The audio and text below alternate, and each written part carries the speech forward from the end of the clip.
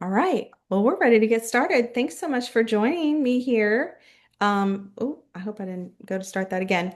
We're here to talk about building a positive classroom environment, one of my passions. And I have my wonderful TCI colleagues with me today. I'll introduce them first. We have Abby Boyce, my wonderful colleague. We started together, so she's Yep. my soul sister.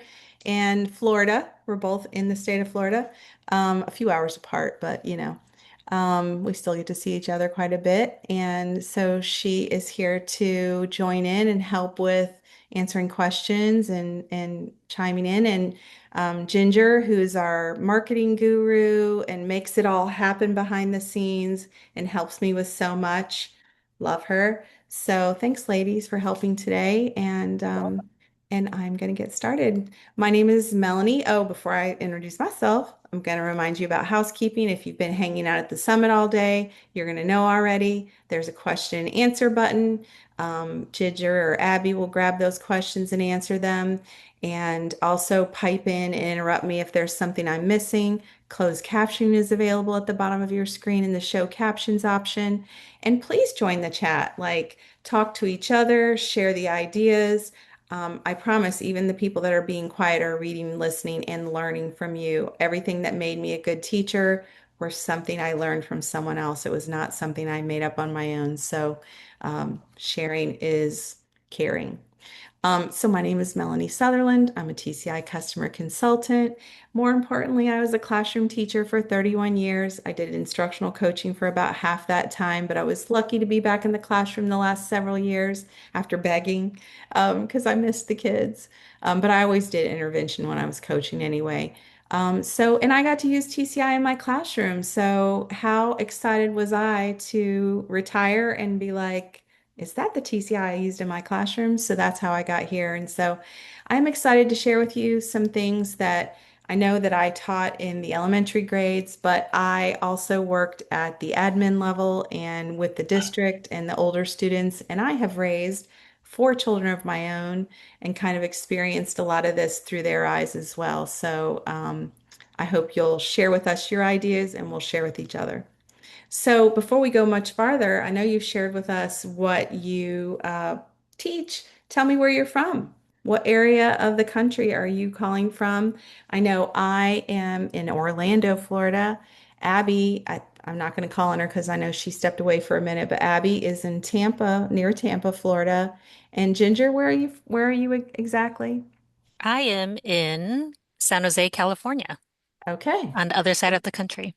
On the other side of the country. Can't wait to get to see you in person this year. So yeah, okay, amazing. Some more. I think maybe these are some friends I was in my last session, so I'm so happy to see you. And while you're adding those, I'll say that I only lived in Florida in my adult years. My whole childhood was in schools I was born in Lexington, Kentucky. That's Louisville. Um, Born in Kentucky, lived in Virginia, Illinois, Alabama, Louisiana, and Florida. So I feel like I've lived all over this coast. And now that I work for TCI, I'm getting to do some West Coast. That's right. Go Wildcats. That's where my dad graduated too. Amazing. So all over. And Sherry has her hand up, so I'm not sure. Ginger. Yeah, I saw that come up too. If you have a question, please put it in the Q&A or in the chat, and then we can field it Yeah. there. Yeah, Ginger will let me know. Okay, so let's get started because I don't want to run out of time. We already did that. So first, I want to start with your why. I think this is a time for us I think it can get real crazy real fast, right? When school starts, there's the excitement, like right around now when I go to Walmart or Target, I start thinking I need to purchase colored folders that match and stuff like that. And I get real excited about like setting up everything. Yes, reading. But why did you become a teacher? You probably to make a positive impact, to be a role model, might have been to be a lifelong learner, help students grow, foster a love of learning, creativity. Those are things, if I'm missing one of these things in this, because these are some of the things that were important to me as a teacher, I start like doing stuff.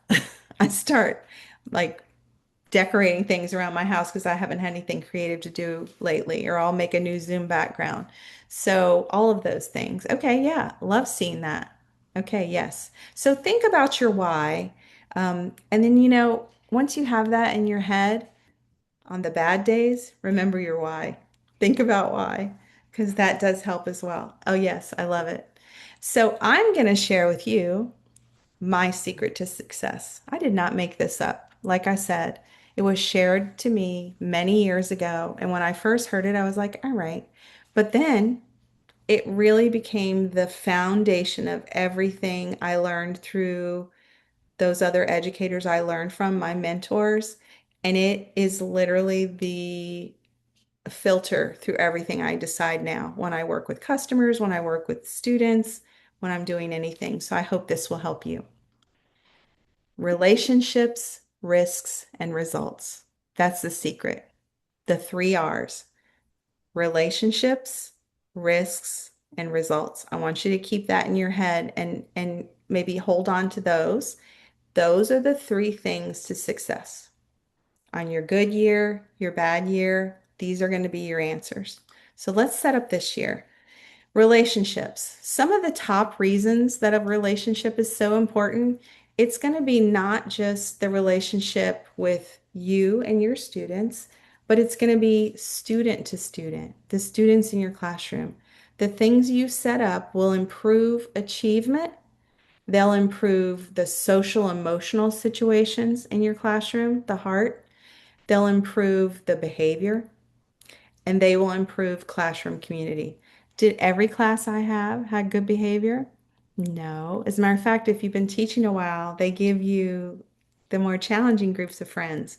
However, every single class I got, wherever they were in these things, doing those things helped them get to be their best and definitely made an improvement. So, no matter what your situation is, I 100% promise you it will improve your year. So, think about those relationships, risks, and results. So, in relationships, start your year. This is something that I like to call cheap and cheerful. It's something that costs you no money, but it's something that will set up a relationship with your class, every new student you get all year, any parent that walks in your room, or anybody really, because it will seem like home. Somewhere near your desk, have a getting to know you. Could be a little poster. I had it on like a little bulletin board, small bulletin board behind my desk. And I always had a picture of myself at the grade I was teaching.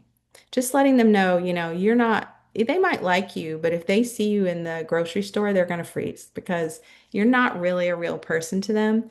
But showing them that you were that little girl sitting in a class just like them, show them that you like to do things that they might like to do.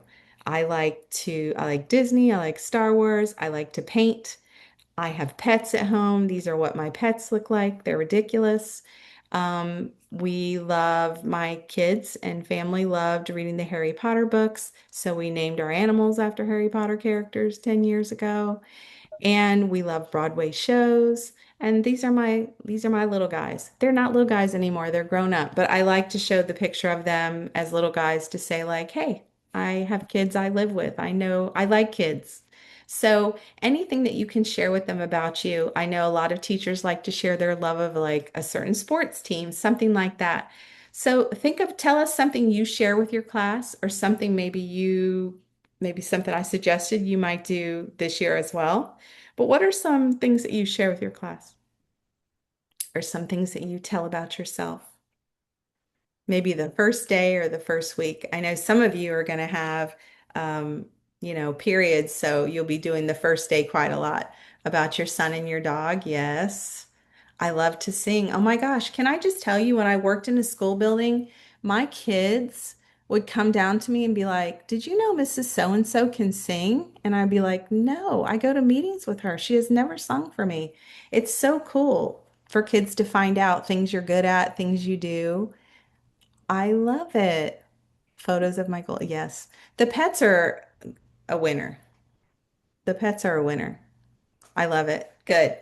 Well, maybe I've given you a new idea for something else. Yeah, visit museums. Share those things. Think about those things that you can share with them. It's making you a person And that will translate to them, and that message will go home, and it will help your relationship with the family. Yes, love it. And so, in thinking about relationships, you are going to start your year by setting up expectations and routines quickly so students know what will make them successful.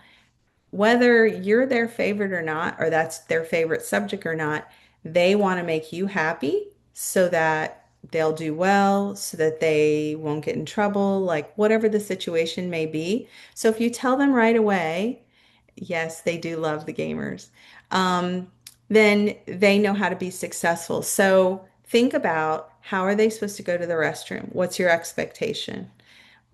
Your expectation for, what if someone else, everything, what's, not just to ask to go, what if someone else is in there? What do you do with this? When is it okay to ask to go? What if you need materials? Do you have a material area like the photo in the bottom? Do they need to ask a neighbor? Are they kept in a common area on the desks? What do you expect about participation? I really like to set it up right away with, I want you to try. I want you to say what you think, and wrong is okay. Like giving your thoughts, like being open, whatever those things are. Standing in line, walking in the hallway. And most importantly, that I think maybe a newer teacher might forget, is how can they privately talk to you? I've had things happen over the years where a kid had a situation going on that I didn't know about. And then I would find out about it from maybe the front office or something, and they would say, you need to ask the blah, blah, blah. And I would have to wait till like recess or sometime, and I'd be like, hey, and try to make it low key, like nobody was noticing. But I always said to my class, I have these sticky notes on my desk. If you need to write me a note, if I need to know something that's going on, you can write it down, and and you just hand it to me, and I'm going to put it in my pocket, and I'm going to read it later. And then we'll talk, just so they know what they should do, so that they can be open with you, that they can not worry about if something's going on at home that they feel like they need to tell you. And then my favorite that I learned from my mentors was the first day wow. The first day wow is all about wowing them, so you want them to come back. This is not about every day is going to be Disneyland. This is about like just doing something surprising, right? They have had um, all these years of schooling, even if they're in third grade or ninth grade or whatever grade they might be, what can you do that's different, so they're not like, oh, another year, another class. I don't know this lady. I don't know if I'm going to like it, whatever the situation may be. Do something different. It shifts the dynamic immediately where they're like, oh, okay. Once again, you could be extra like me. I did love to go ask in the office if I could have any supplies, like if they had highlighters that I could put a cute little name tag on with a message about have a great first day, or I'm glad you're in my class. There's so many online, really easy to do with candy. I realize if you teach middle school or high school, that might be too many students. But a cheap and cheerful is writing a note. You can write a note on their desk. You can write a note on the board and say some message about, if you come over and give me a high five, I've got a special something for you. It might be a no homework pass or something. Just anything that shifts the dynamic of, this is going to be a different year. I'm a different teacher. Something fun. So that would be your first kind of walking in the room thing that you could do.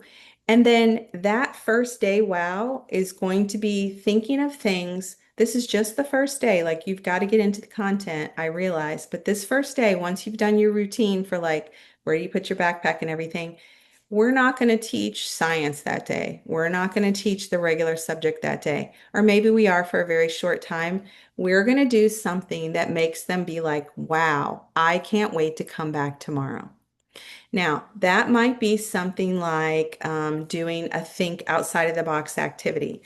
I loved to do like a Zoom or a Skype or something with somebody outside of the classroom.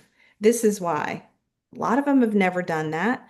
And it's really not hard to do. If you think about the people you know, past parents that maybe you have a relationship with that have a cool job, or even in the content that you teach, if you know somebody in that field. I happened to meet a teacher at a conference who was an international teacher and taught in Australia. And I just thought it would be the coolest thing ever for my students to be able to Skype somebody in Australia. We weren't studying Australia, it was the first day of school. It was young students. I got a globe. I showed them where Australia was. I told them it was nighttime in Australia. And she came on for 15 minutes. She talked to them about living in Australia and what the weather was like there and what her favorite treats were in Australia and a couple of things. And they thought that was the coolest thing they'd ever heard. Now, it just sets the dynamic for getting excited about like something new in a new year, right? So absolutely that's an easy thing to do with anybody.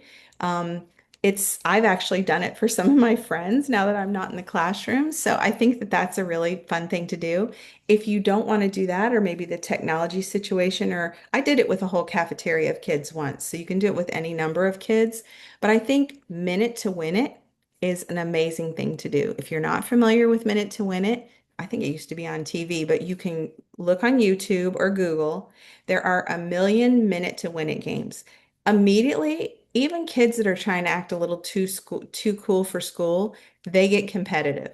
So it could be stacking cards, it could be stacking solo cups, it could be, there's just so many games on there that they can do. I had one that I did the last year I taught where they had a solo cup on the floor and they had a straw. And this was with third graders though, but they had to blow the solo cup over to a finish line and then the next person had to blow it back. They each had their own straw. But you can see like there's no real way for like somebody to do a landslide at that, and they had the best time. They wanted to do it all the time. I'm like, no, this is a special first day thing. But it's all about doing something different to get them excited, to get them out of their seats, not just sitting in their seats doing nothing. If you're not sure or comfortable with either of those things, look on YouTube for a virtual field trip. Those are an easy win. Take them somewhere and explore something, maybe something that's been going on in the news. That's an easy thing to do. So the unexpected, I have taken kids on a virtual roller coaster ride. There are either students that are of uh, the party of never been to a theme park, and so they don't know, which just look away if this is making you sick because I'm not a roller coaster person. But I would just tell my kids they could put their hands up in the air. Woo, they loved it. We did Splash Mountain one time. I sprayed water. You can tell them they don't have to watch it if they don't want to, but that's an idea. They really like choices. Do you want to do this, this, or this? Let's take a vote. The other thing to do is a would you rather. Would you rathers are great for getting them out of their seat. If you haven't heard of it before, it is super easy to do because you're going to have the whole class stand up and you're going to say, would you rather? And you can pause it. This is a video, so I could pause it and say, if you would rather go on a vacation alone or with friends, go stand on this side, right? I'm not sure about I'd probably find something more like cartoon based if it was younger students, but that is a super easy thing to do. Would you rather buffet with food, buffet with candies? And you can see them moving around. It's about like not sitting in a boring desk doing the regular thing, right? So do something unexpected. Also, first day wow is making the classroom their own. So this might not be for everybody. My child's high school teacher every year would let them decorate a ceiling tile. So it might be a group of kids on one tile, and they would only do it the first day of school, and then she would put them up. But it was a great way to be like, immediately, this is their classroom. And you may or may not be able to do that. If you can't do that, I'm glad to hear it. You can definitely get bulletin board paper and then hang it up there. You don't have to take those out of the ceiling tiles. Oh, I love that. That's great. So you definitely can do that. Um, Ask students to write. I would say this is a very important one. Ask them to write a note to tell you what they want you to know about them at the end of that day.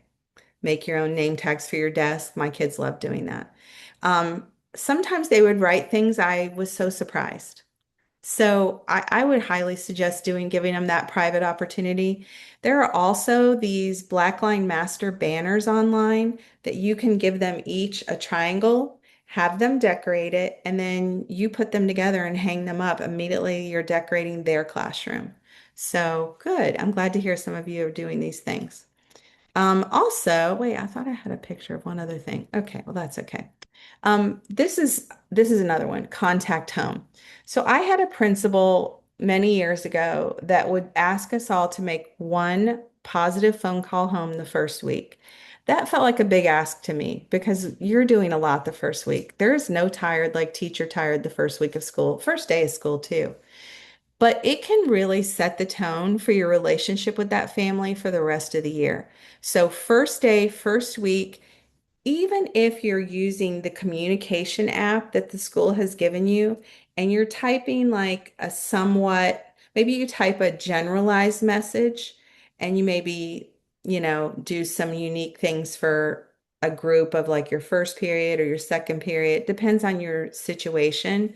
But I would say at least something that's just going out to say, hey, I'm Mrs. So and so. So happy to have your child in my class. We had a great first day. I'm looking forward to a great first year.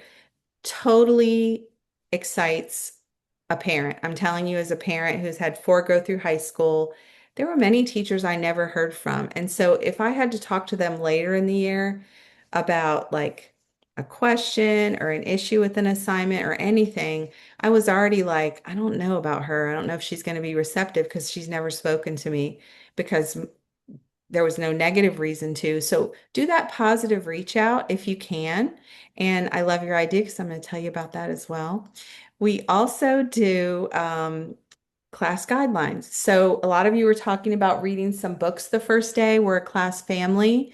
Um, having that phone, that either reading chance to talk to them or just sit down in a group and be like, how do we want to treat each other? What should we do? What kind of class do we want to be? We're a new family. And then list all those things down on a chart and have them sign their name. Or I would have them write a picture of themselves or draw a picture of themselves and put it up there. But however you want to do it, having stuff on the wall that has like labeled this theirs, the guidelines are great.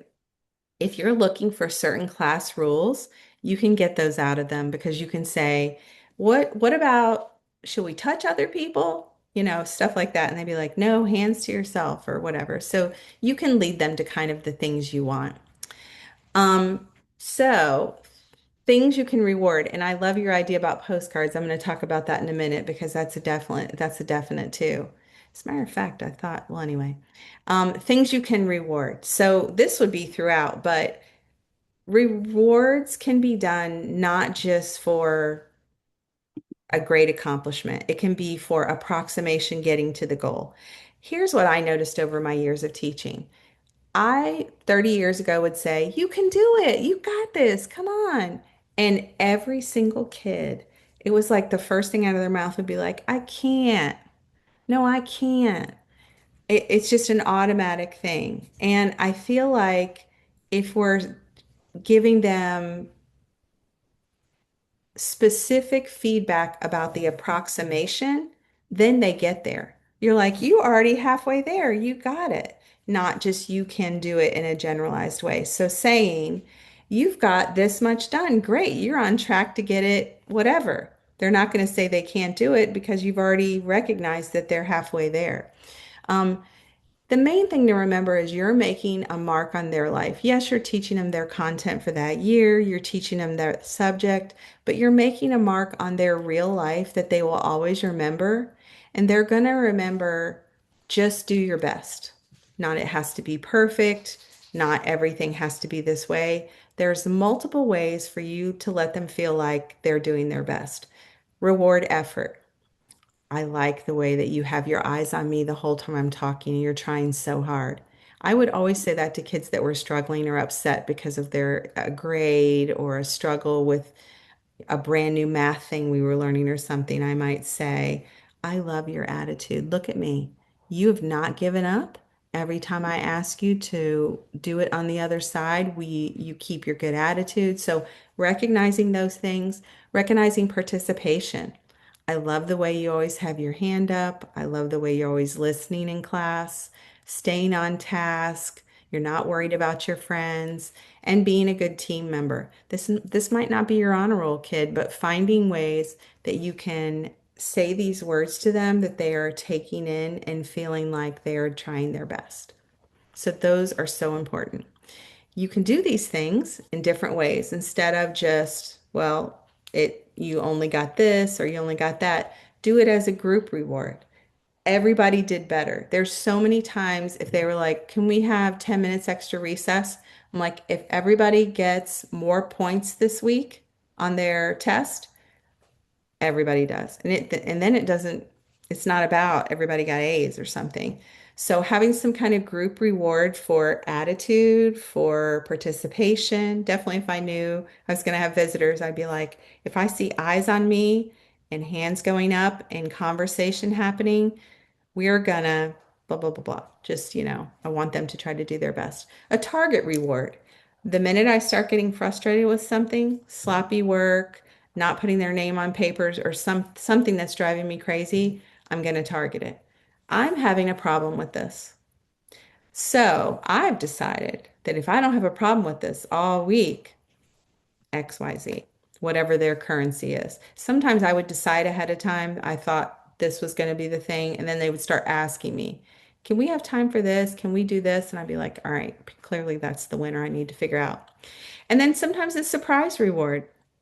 If I noticed, I didn't say, hey, when we go on the field trip, if you're good and we come back, this, I wouldn't say that, but I might just decide I'm so proud or I saw a lot of people being kind or anything like that. Stop and do a surprise reward. Do like, you know what, for the next 10 minutes, you can draw pictures on your whiteboards or I don't know, whatever thing that gets them jazzed up, whatever thing that they love. No homework pass is always a winner, I feel like, for my kids once they got to middle and high school. So, whatever those things might be, permission to sit with a friend, change their seat, any of those things that you thought. Is there anything? Well, I want you guys to start adding in the chat. What were some things that were really good rewards in your classroom that you did? And what were things that you found easy to be able to implement? Let's share ideas with each other. And Ginger, did I miss anything along the way there No, in the I feel chat? like you caught a lot in the chat. We Okay. did get one que person who came in late and asked what the first day wows were. Um, Oh, if you okay. want to quickly Okay. summarize that. Yeah, just real quick. And there'll be a recording of this session on our YouTube channel. How long does it take, Ginger? A couple weeks? Usually tomorrow, Oh, okay. if everything is on track. Usually Okay, tomorrow or so next week. tomorrow or next week you'll be able to see a recording of the whole thing. The first day wow is really about like doing something exciting or unexpected for them the first day. You wow them so they want to come back. And so there's some ideas you'll see there on the slides. If you can check it out tomorrow, that would be perfect. And then there's a Um, lot of really interesting rewards coming in the chat. I'm seeing this. I love the compliment jar. I love the mystery walker. Pick a student they don't know. Yep. I can't go all the way back. Is there anything else you want to shout out, Ginger or Abby, that you liked? I just mentioned that I used to write it's not really a reward, so to speak. It's kind of tethered back to what you mentioned about the phone call home Mm-hmm. in the first week of school. I used to write a personal note. Yes, it was a lot of work, but I would write a personal note to enclose with every report card with little things that I'd noticed about the student. Those went in kids' scrapbooks. The parents were just Yes. it built such a great rapport with them. The little things that they didn't think that I noticed about them and things that I was proud of them for. Mm-hmm. By the end of the year, it was really it was really meaningful. It helped build that connection with the student and the family. But it Yeah. was some work to handwrite the note, Yes. Yes. but the payoff was worth it. Yes. And there's something I felt like we must still be coming to it, but we did that with postcards. Whenever the students would come in the beginning of the year, I would make a postcard with a label with their name and address on every postcard. And until I had used all those postcards, I would send them home with special. And my 22-year-olds went to a school that did that, and they still have their postcards. It is Well, special and does and mean I a lot. and I will say that Diane Davis, who taught all three of my personal children in kindergarten, um, would write a postcard the year that they graduated high school. Yes, Two of my kiddos have gotten that, and it was really heartwarming and unexpected to receive a postcard yes, on their absolutely. graduation, That's and what, that she remembered, right? And yeah, so that's what Connie just wrote in the amazing, chat. Yeah. amazing, I amazing. just I just recently went to the graduation of my last class of third graders. They graduated fifth grade, Aw. and not a single kid ran up and hugged me and said, "I loved that worksheet we did," or that test you gave me in reading every week. But they all ran up and said, I miss doing fluency songs with you. I miss when we did our music videos for the parents. I miss, they do miss all of the things. Yeah. So anyway, small talk. Take a few minutes. So often during the day we're stopping them from this, right? Like, no, this is not a time to talk to your friends, blah, blah, blah. But take those moments when they walk in the morning. Try to be done with your prep work. By the time the kids walk in, you can be like, what'd you do this weekend? How's your family? Things like that. It makes a big difference. It might be the only time that they tell you stuff like that. Have a special greeting for outside of class. When they weren't in your class, like if it was a different period or they're not in your class anymore, obviously stole everything I think were my best things, stole from another teacher that if they saw me in the hallway, instead of like, hi, Miss Silent, I would say, if you see me in the hallway, give me a little wave or give me a thumbs up. When they get like fifth grade or older, one of these is okay. If you do like that, give that back to you. But some kind of greeting, acknowledging them, attend school events when possible. We do so much, like obviously you don't have to do all of them, but if you can make an appearance at the carnival or the football game or the chorus, it means the world. The parents cannot wait to come. The kids don't want a picture with their parents. They want to come get a picture with you. They're so excited you came to see them. It does make a big difference. Um, and so, like, what are some of your favorite ways? Can you drop in the chat? Do you like to greet kids at the door, ask about things outside of school, attend school activities, special greetings? What number would you say? Half heart with our hands. I love that. I love that. But do you do there's the old way and then there's I love it. Yes, all. Good. Okay, well, I hope you grab some new ones. I love it. Keep going. I'm gonna run out of time, so I'm gonna keep going. Class meetings. Class meetings are hard, I know, to be able to make sure you do it regularly, but it sets the tone as your class family. It gives you a chance to sit with them in a close proximity, eye to eye, listen to them share, listen to them have worries. But I think my favorite ones as kids get older is the class meetings where I'm like, I've had it. Like, we're not being nice to each other, something's going on. I don't exactly know where it started. And that's where I'm like, okay, everybody to the carpet or everybody up here and just, you know, having that moment because we've had those moments in positive and saying, what's going on? Tell me, somebody talk. Let's keep it kind and setting those precedents. The older kids will talk to you. And it might be a class meeting with a smaller group. Maybe a smaller group is having issue. But these will change the dynamic of them being able to trust you, talk to you, and open up to you. So make that something that you try to do. So here's the postcards. We did positive postcards. These are the postcards. These little monkeys down here in the corner are actually my kids. These are my twins getting their first postcard in kindergarten. So excited, couldn't wait because they saw their big sisters get them and they still have them. They loved reading each one, tell about why they liked the way they did something in class or they were kind. And, honestly, we sent postcards to each other in our school too. I would send postcards sometimes to the school secretary for helping me with something. It creates a positive environment, period. But it's going to change your dynamic with your families and your kids if you can do it. And I know it can be an expense. Um, I would put it on my Amazon wish list. They sell packs of postcards and also stamps. So I would suggest that. So here's another important one to me. So let's just experience it for a minute. Are you ready? I think I need more volume than that.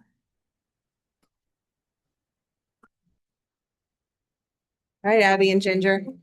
I think you need to share your sound. Oh, it's not sharing? Oh, no. How do I do that? Nope, I can't hear it. No. Oh no, I don't want to go out and go back in. Okay, well, you're just gonna have to take my word for it. I love to bring funky music into the kids and do a little dance break before they go to recess or in the morning or at the end of the day. They might look at you weird. You might have looked at me weird just now, especially because my sound wasn't working. But I'm telling you, they will ask you to do it because they will see you as a person. They need to experience joy. They need to see you experiencing joy and having fun and being silly because they will trust you to be vulnerable. You're being vulnerable by being silly. And if they love or roll their eyes at you, they're still going to smile and they're going to love it. I love it too. But I love to bring songs like this they hadn't heard on the radio before. And this is a clean song, so you can do it. So it is easier to use the Kids Bop, but I think super fun. And I thought I hit share sound, but I was trying to live that other session, so I might have messed it up. Sorry about that. Anyway, remember to have time for joy. Other opportunities for joy. These are some easy, cheap and cheerful, quick things you can do. Create the meme. Maybe you want to have this on your screen. So easy to do. Pull up a popular meme from the internet, have it up on your screen, and have the kids come in, get a sticky note, and write what they would have for the meme. Like, oh, Miss Sutherland assigned homework again for the second day or something like that.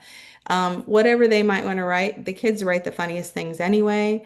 This is an easy thing to do, a this and that. You can do as a poster where they would put a sticky note under each one and have the name of what thing they would have for this or that. I loved, and then also the silliness of school spirit days. I love reading the chat. I'm trying to stay focused, but I'm loving reading the chat. This is something that I would always keep, which you're not going to be able to hear because I didn't do my sound right. But in the back of my classroom noise, I would always have some kind of YouTube radio. If you've never seen Chill Hop Raccoon, I don't know why these are so fun. It's like a jazz. I keep it so like the quietest volume ever. It's so quiet. But the kids loved it because little bit of noise, music, but also this raccoon is moving, doing something like this. And it's not distracting. It's not going to keep them doing their work because it's not that exciting, but it is kind of fun to look up and see what he's doing. Um, and if I would pause it or turn it off, they'd be like, "Can you put on the Chill Hop Raccoon?" And I'm like, "Only if you're staying focused." So it's a great thing to use for when they're doing an independent activity. I love that. First Five has a meme for the day. I love that. Find ways to celebrate student individuality. What do kids like about video games? They like to get in there. They like to change their character with all the things they want to be on it. They love to be individuals.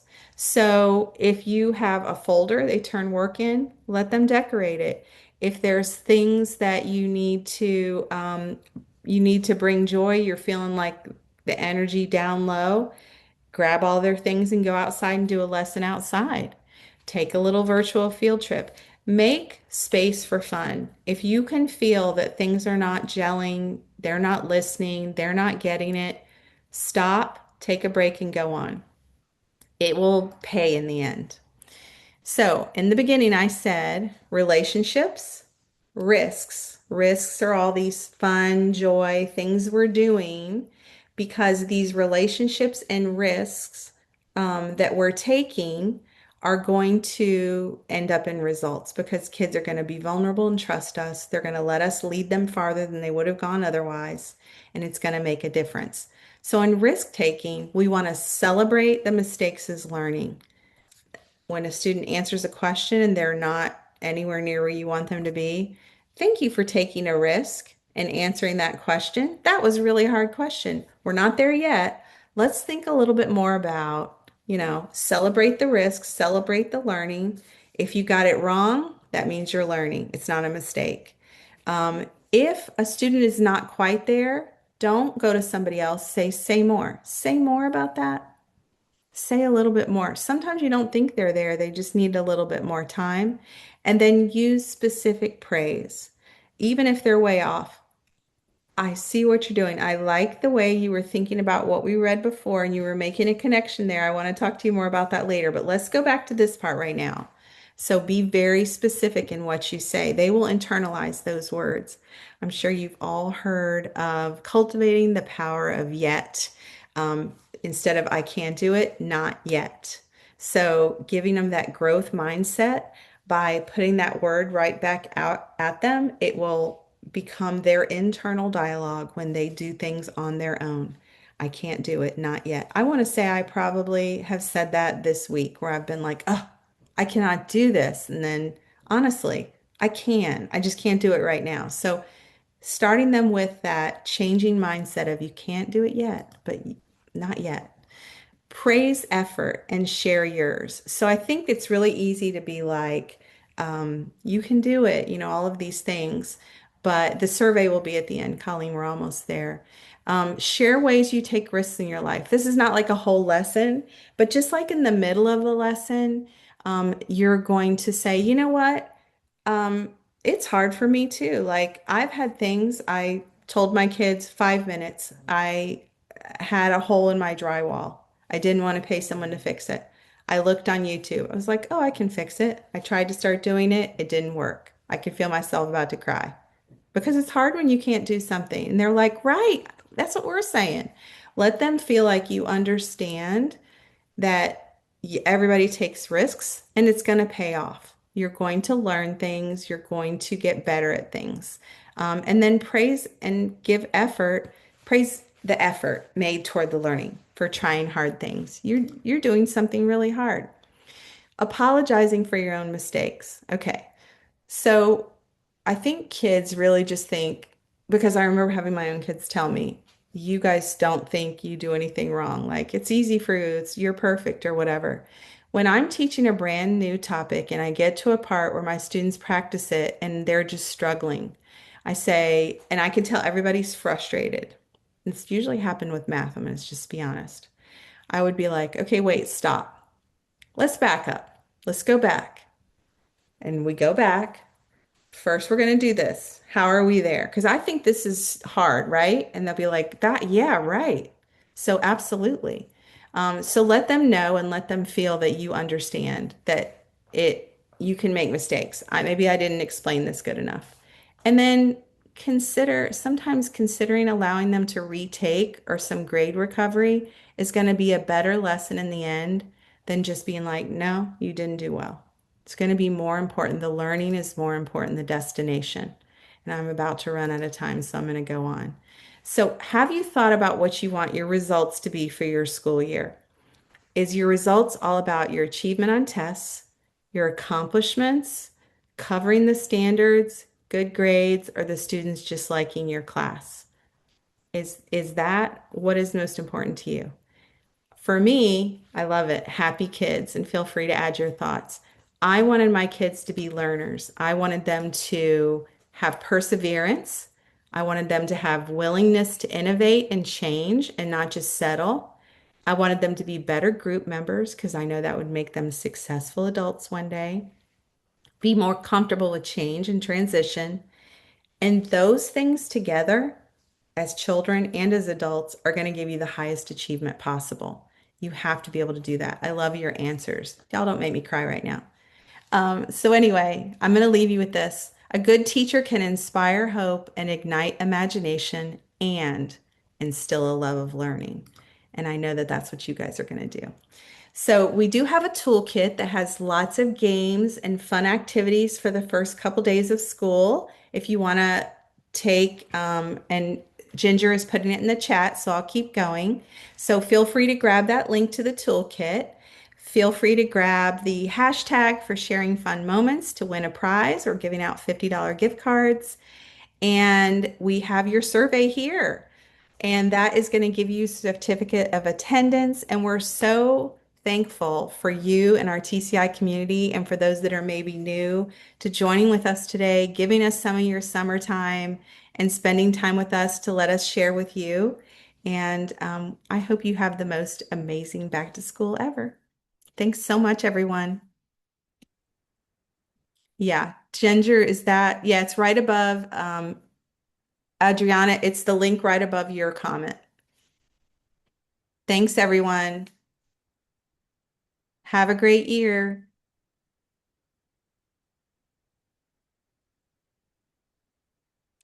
Thank you. Thank you. Thanks, guys. I'm so glad to hear it. We all Please need a share. recharge. We all need a recharge. That's right. Yeah. Post pictures in the Facebook group. We would love to see what you guys do this year when you go to back to school. Yes, Love it. please, please join our Facebook community. We love to see students in action. Yeah. Ginger, is the certificate come in email? Thanks, Todd. Yeah, the certificate will come in an email. I think it will come either later today or tomorrow. So also, Okay. again, very shortly. Perfect. There you go. And Ginger added the Facebook group, so please join. We would love to see any pictures that you share. And this session will be on TCI YouTube channel. So anything you missed, if you came in late, you can get it there too. Thanks so much, guys.